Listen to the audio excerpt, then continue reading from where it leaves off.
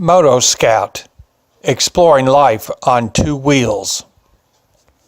Welcome back, friends. It's been a little bit since I got one out on the YouTube, so I thought I'd get out and ride a little bit today before our newest snowfall came tonight. One of my earlier videos, I had said that the proper number of motorcycles to own was N equals N plus 1, where N is the number of bikes you already own. Well, that comment sparked one of the viewers to respond that he's gone that route before and ended up having to do maintenance on 4 motorcycles over the winter, and that wasn't as much fun as it sounded. So I think that is a valid point. The perfect world, I think I'd like to have at least 2 though, but the world is not perfect and I can't afford 2 motorcycles. So I thought today I'd talk about the motorcycles that are on my list. The list of motorcycles I would like to have if I didn't have this bike. Well, I'll be honest with you, they are all on the list. There's a ton of different bikes, tons of different styles, and depending on what day of the week or what week of the year it is, I'm going to want that bike, a different one each week probably. I like cruisers. The 2 I'm most drawn to right now are the Indian Scout and probably the Harley Davidson Iron 1200. Something about those Sportsters, I just like the look of them. But I don't think they're probably the most practical bike, but then again, what bike really is practical? But they just look good. And of course, you go up the Harley line. I also kind of like the new Fat Bob. It looks a little futuristic with that front headlight the way it looks, but it looks like it'd be fun out on the road. So I can definitely check off that cruiser box. Those are on the list.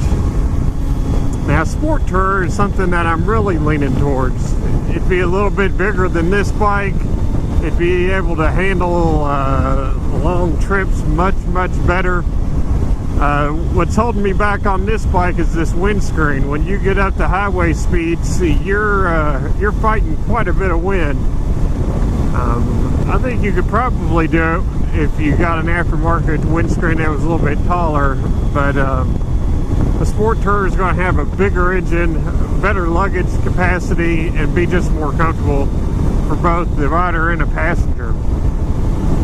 Which brings me to the next one. I would be looking towards, don't laugh too hard, I am only in my 40s, but a Honda Goldwing. The new Honda Goldwing and even the older ones, that is comfort on the road. I've seen them in the dealership. The older ones really look like the front end of a car when you're looking at the headlight and windshield assembly. They're massive. They look like they'd actually be more comfortable than my car. So I could even go Goldwing again, if I won the lottery. Those things are in the high 20s, low 30s if you get them all decked out.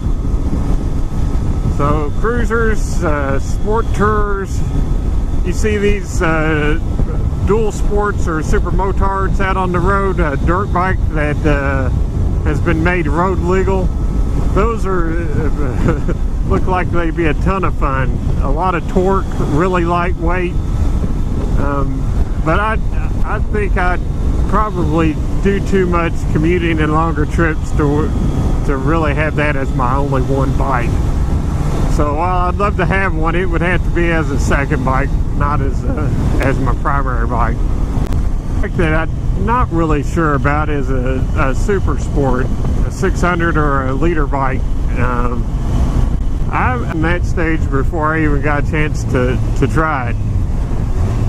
The ergonomics on that and the way the first gear on those liter bikes can go up to 80-90 miles an hour it just doesn't seem real conducive to my riding style or the type of riding that I do.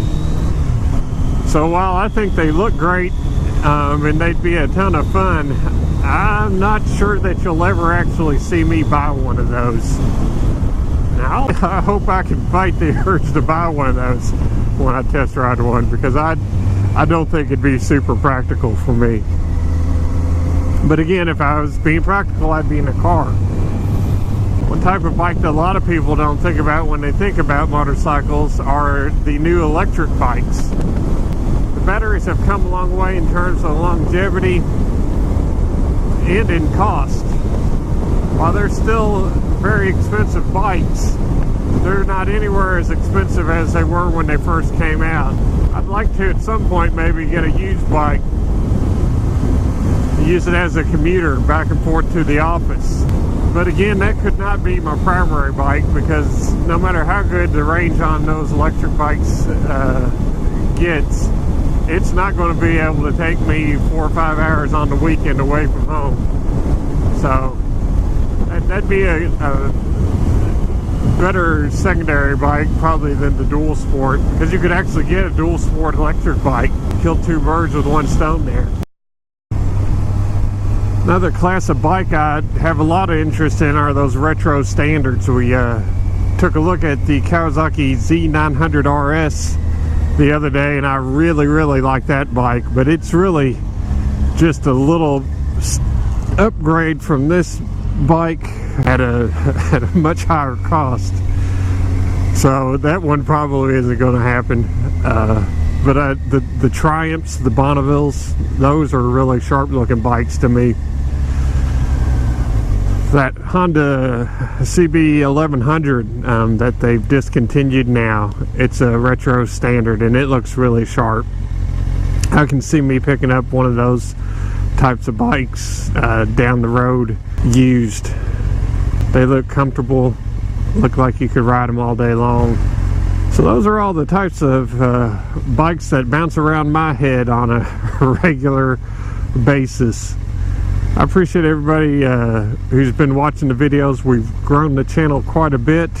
If you'd continue to comment, like, and share the videos, we'll grow it even more till we get a chance to ride again. I hope that you will ride safe, enjoy the open road.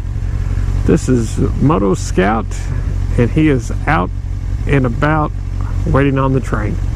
Till next time, folks. No caboose. You can't have a train without a caboose.